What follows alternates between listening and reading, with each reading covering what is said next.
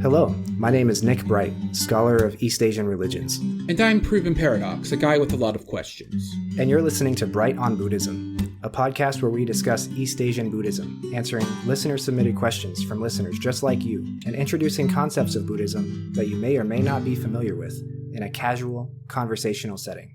Enjoy. Hearer, is any place truly sacred in Buddhism? What do you mean? The Buddha teaches us that everything in the sensory world of samsara is marked by suffering and delusion. Therefore, shouldn't we regard all objects and places as such? Those very same things and places are all simultaneously marked by awakening and purity.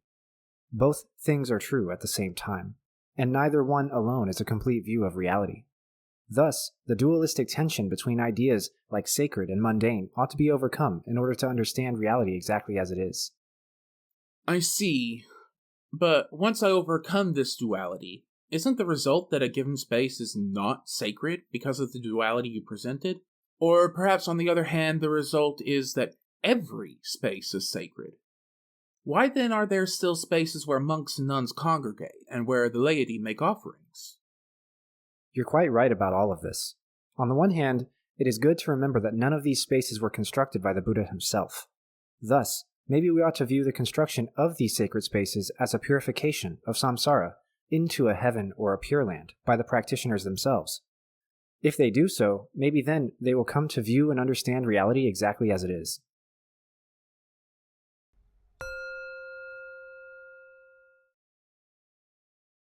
Hello and welcome to this week's episode of Bright on Buddhism. This week, we will be discussing sacred spaces in Buddhism. What are sacred spaces in Buddhism? What are their characteristics? How have they changed and stayed the same over time?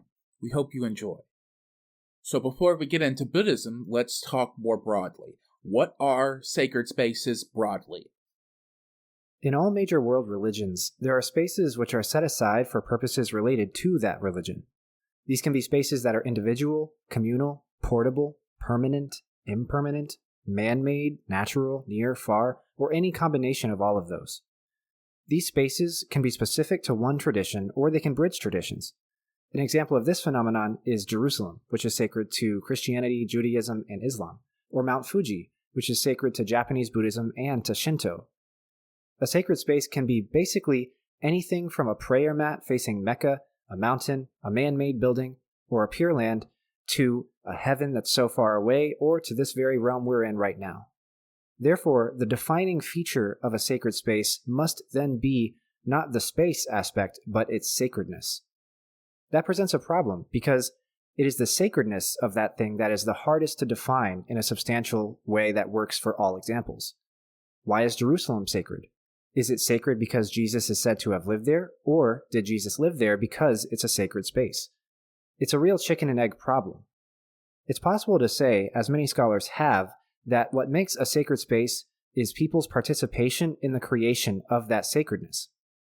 The reason why a Christian church is a sacred space in Christianity is because people are unified in their purpose to engage in a practice they view to be transcendental in that particular space. People expend effort in the form of prayer, decoration, costume, ritual, and religious practice, and that effort contributes to sacredness. However, this definition doesn't entirely work in all cases. The reason why is that sometimes sacredness is related to forbiddenness. That is, in some religious spaces, what makes the space, or any objects within that space, sacred is that you must be initiated in order to engage with it, and as a result, the sacredness cannot derive from the wider public's engagement with the space. So, some scholars have said that the sacredness of a space is related to its forbiddenness. If you go to a Shinto shrine in Japan, the body of the deity enshrined there is hidden from public view. Nobody can look at it or touch it, because if it was made public, then it would be polluted, and thus would no longer be holy or sacred. You can't just walk into any old Catholic church and start touching the relics they have there. In a similar vein, graveyards and cemeteries are sacred because they are set aside to be cemeteries and nothing else. You can't build and open up a store on top of a graveyard that's actively being used by the community. As such, the consensus on this sacredness is that it is a function of both sides of the coin. People participate in the creation of the sacredness, but the sacredness also by definition requires forbiddenness and separateness. A space has to be set aside and separate, but still accessible, at least to an extent, and at the same time, something about it has to be beyond mundane access. It feels like we're talking about what should be two different words that are being crushed into the definition of sacred, like public sacred and secret sacred. That's true, and that's a problem of defining terms that scholars themselves have really taken up, because it requires people to make something forbidden, just as much as it requires people to make a wide public engagement with something which then would make it sacred. So maybe a better way to describe what we're talking about here is not in terms of public and forbidden, but maybe measure it by a function of its engagement with the community, and say a wide engagement, which allows a lot of people or everybody, and a narrow engagement, which is either initiatory communities or communities which nobody can view the sacred object or be inside the sacred space. And that might be a better way to describe what we're talking about here.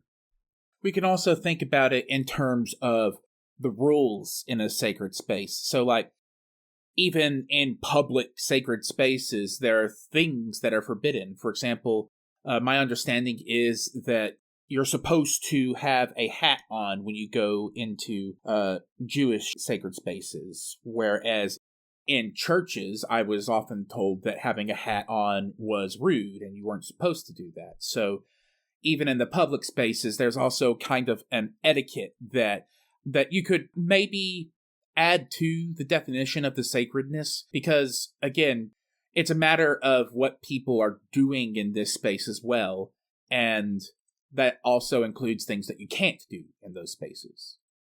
This is absolutely true. Another example is in Buddhist temples, for example, the monks who are in charge of that space, they can't just wear any old clothes while they're going around and doing their duties. They have to wear the monk robes. Whereas in churches, usually people wear their nice clothes, right? The clothes they would wear to work or something like that if they have a very professional white-collar job, or they might have to dress a particular way that's closer to their everyday dress to go into a church. Another issue that kind of complicates this definition is the degree to which the space is separate from the everyday community. Churches are kind of like self-contained spaces, and so are temples and shrines. However, churches, temples, shrines, these are not the only sacred spaces out there. In fact, according to Pure Land Buddhism and Zen Buddhism and other types of Buddhism that we've been talking about on this show, the realm in which we live is a type of sacred space. We just have to purify our thoughts and our minds and our senses in order to see it that way. Or if we don't want to talk about this space, then there are spaces out there, pure lands, like Amita's Pure Land, which are either very distant or very close, depending on how you think about it. And that entire space, that entire Pure Land, and everything in it is sacred. So there is no separateness, right? And so that's kind of a complicated issue in terms of to what degree does separateness versus integration sort of function in the sacredness of a space. And these are questions that scholars have been going at for a while, so I suspect we are not going to make any breakthroughs on a small podcast here. Definitely not. So let's get back to the script. What are sacred spaces in Buddhism specifically? These considerations we've laid out before are all very important to keep in mind in the context of Buddhist sacred spaces. We've encountered some of these difficulties when we've talked about Pure Lands, for example. We currently reside in a Pure Land, but it is not entirely pure, like Amita's Pure Land is, because there is still suffering and delusion here. However, the only reason we see it as impure is because we are unenlightened, and so enlightenment is clearly also a deciding factor in whether or not something manifests itself as pure or sacred to us. This is a problem, though, because we also need to believe or to know that everything that we are looking at, or that some particular something, is inherently pure and sacred, or else we don't reach enlightenment, and thus we will never see the thing in that way. As you can see, it's a very complicated chicken and egg problem. The very concept of sacredness is complicated as a doctrine in Buddhism because the idea itself exists in a dualistic relationship with mundaneness or vulgarity, and dualities like that ought to be overcome. Thus, when it comes to the construction of temples, monasteries, and stupas in Buddhism, we need to keep those sorts of things in mind. In Buddhism, there are tons of types of sacred spaces. There are places where the Buddha lived and preached. There are stupas, or reliquary towers, which are constructed over human remains or holy texts. There are spaces which are dedicated to monastic practice. There are spaces which house icons of various Buddhas and Bodhisattvas. There are spaces which have a symbolic connection to something in the scriptures. There are spaces which are sacred to other traditions entirely, but which became sacred in Buddhism due to its localizing to the place it traveled to, and many, many more. We will try to discuss some of these spaces according to their purposes and the most sacred aspect about each of them. What are the characteristics of Buddhist sacred spaces? First, we should mention sacred spaces where the Buddha himself lived. Their most sacred aspect is derived from the fact that our historical Buddha actually occupied those spaces at various times in his life. And after the life of the Buddha, it became very important for practitioners to replicate the life of the Buddha as a means to reach enlightenment. One of the ways that this took place was by making the pilgrimages to the major sites where various important events happened to the Buddha. As such, the pilgrim is symbolically born in Lumbini Woods, symbolically left the palace, and became enlightened in Bodh Gaya, symbolically gave the first sermon at the Deer Park in Sarnath, and symbolically died at Kushinagara. During the time of the Buddha's life, his disciples were mainly itinerant, meaning they traveled around a lot, but over time, monastic spaces where monks could live, meditate, and practice, and study began to crop up on a more permanent basis, and these 4 sites were some of the earliest spots where they did so. After the Buddha died, we can see a shift in the production of sacred spaces in Buddhism. We have read and discussed the Buddha's final nirvana in the Mahaparinibbana Sutta. You'll remember that the Buddha's death set the precedent for many future Buddhist deaths, wherein the person is cremated, their relics collected, and then distributed to people in the community so that they can build a stupa over them. As such, stupas were the principal sacred space in India immediately after the Buddha died, but before it migrated into China. Many stupas, still containing the remains of the Buddha or important figures in Buddhism, are still there, and people go to those places and make offerings to the remains there or to the important figure or the Buddha that is said to reside there. You'll remember that there is the idea that the relics are equivalent to the actual person after they've died, so making offerings to these remains is like giving alms to a living monk.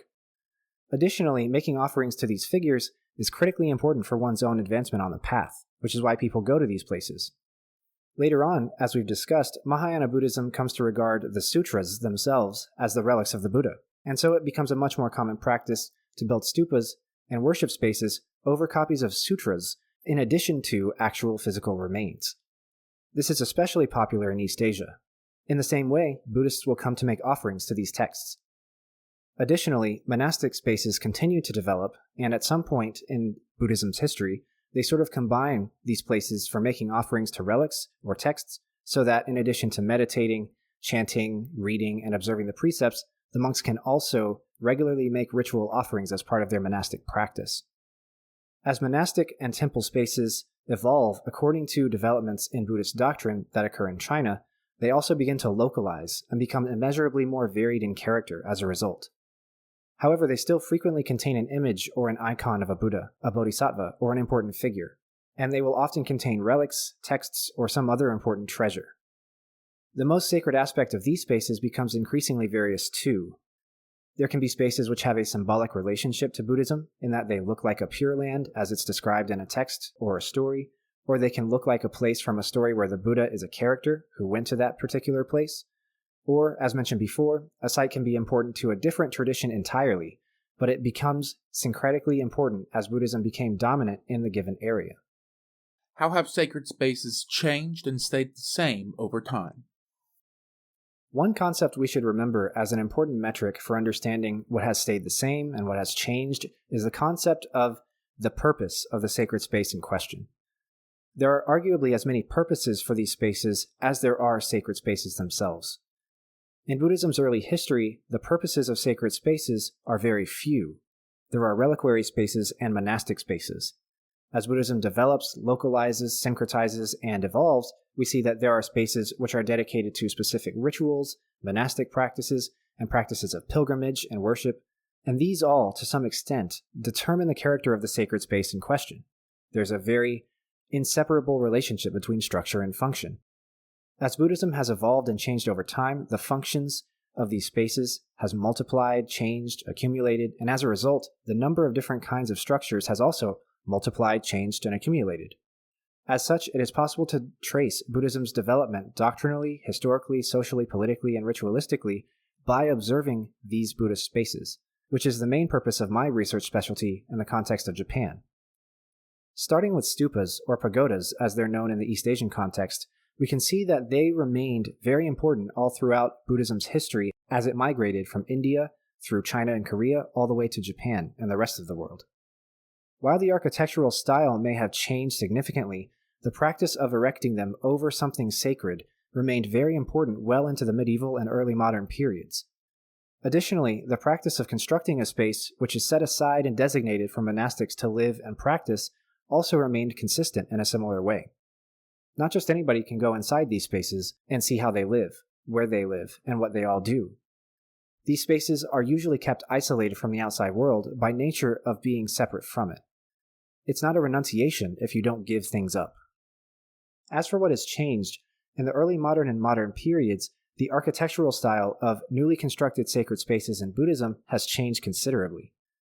As modernity and industry have come to clash culturally with old-school pre-modern religion, new religious movements have popped up which strip away many of the trimmings of older tradition. One of the ways that they do this is to repackage their space into a more modern, inconspicuous setting. To use an example Westerners would be familiar with, an easily understood example of this is the difference between the way the Notre Dame looks versus how a megachurch looks. They're both Christian-affiliated spaces, but one looks like an ultra-modern building and one looks like a Gothic church. The same sort of principle can be seen at work in Buddhist sacred spaces. The current headquarters for Soto Zen Buddhism is a big gray office building in Tokyo, and if you didn't know that it was a religious center, you would walk right by thinking it housed a company. Similarly, new religious movements like Soka Gakkai, Tenrikyo, Happy Science, and others are housed in spaces which no longer wish to visually express their separateness, but instead wish to do the opposite. They wish to express their presence in the mundane consumerist world. They're next door to shops and restaurants and other businesses because they want you to patronize them and to view their product as part of your daily life rather than separate from it. We hope you enjoyed this week's episode on sacred spaces in Buddhism.